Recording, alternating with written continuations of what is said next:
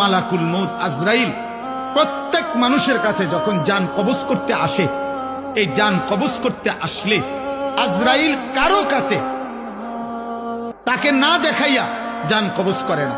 প্রত্যেক ইমানদার হোক নাফরমান হোক, আজরাইল আগে আইসা দাঁড়ায়, এরপরে জান কবজ করে।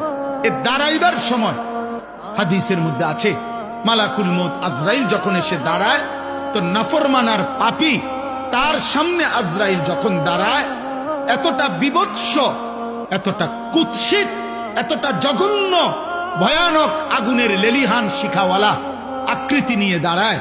তাফসীরে আছে, ইব্রাহিম আলাইহিস সালাম জীবনে একবার আজরাইলের নাফরমানের সামনে কেমনে দাঁড়ায় এই আকৃতিটা একবার দেখতে চাইছিলেন। আজরাইল দেখাইছেন, ইব্রাহিম আলাইহিস সালাম চিৎকার করে বেহুশ হয়ে গেছেন। আর হুঁশ আসার পরে ইব্রাহিম নবী বলছেন, হে মালাকুল মউত, খোদার কসম, জাহান্নামের আযাব লাগবে না, কবরের আযাব লাগবে না। তুমি মালাকুল মউতের এই ভয়ঙ্কর দৃশ্য কোন নাফরমান পাপী, কোন মুশরিক বেঈমান একবার দেখলেই তার সারা জিন্দেগীর গুনার শাস্তির জন্য এটাই যথেষ্ট, এটাই যথেষ্ট, এটাই যথেষ্ট।